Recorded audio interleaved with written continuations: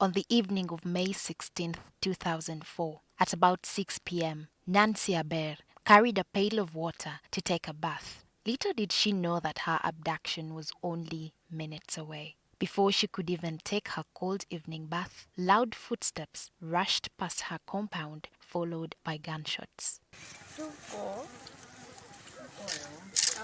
Her first instinct was to grab her little sister, Maria. Together, they sought refuge in a nearby hut, fearing they could be struck by stray bullets. Nancy initially sat on the veranda, waiting for the gunfire to subside. But within minutes, the shooting resumed.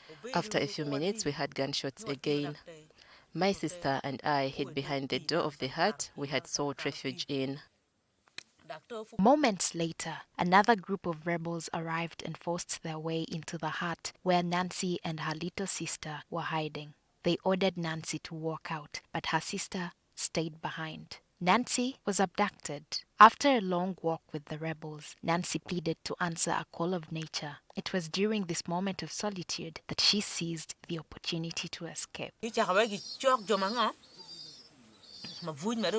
We rested for a while and the rebel leader said he would let us go, but before that, each of us received a serious beating. 8 of us survived, but 2 died. Years later, some of her wounds are still healing, and she finds solace in knowing that Kwoyelo, one of the LRA's commanders, will finally face justice. On October 25, 2024, the International Crimes Division sentenced Kwoyelo to 40 years in prison after convicting him on 44 counts, including aggravated robbery, murder as a crime against humanity, attempted murder, imprisonment as a crime against humanity, and kidnapping with intent to murder. Nancy expressed her satisfaction with the outcome of Kwoyelo's trial. Kwoyelo's arrest is not a bad thing. When one commits an offense, he must get punished. He will not repeat the same in the future. Henry Kilama Komakech, the Victims' Counsel, explains the implications of the trial and its impacts on the community. In most cases, some of them were victims of sexual and gender-based crimes. Some of them were properties were destroyed. Others were like residents of camps. Some also have bullet wounds. Some of them have even injuries as a result of the assault on them. Some of them were assaulted and left for dead, but were able to recover. And quote unquote in their language say they're resurrected.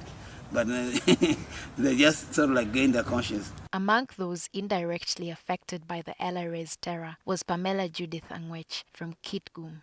She witnessed the suffering of women during the armed insurgencies in northern Uganda. As a first-hand survivor of Uganda's armed insurgencies, Angwech, whose name, on the run, is an Acholi word, recognized the need for the population of northern Uganda to break free from the shame, human rights abuses, and suffering they endured. We realized that women were not just abducted for ferry of looted foodstuffs by the LRA, but they were also abducted as frontliners, as fighters, and women played dual roles in the conflict situation. But they were not given proper attention, That's where Abweji started from.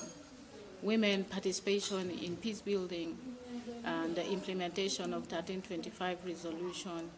We decided let the women be on the front line, and the women become part of the roundtable discussions, especially on the Juba Peace Agreement.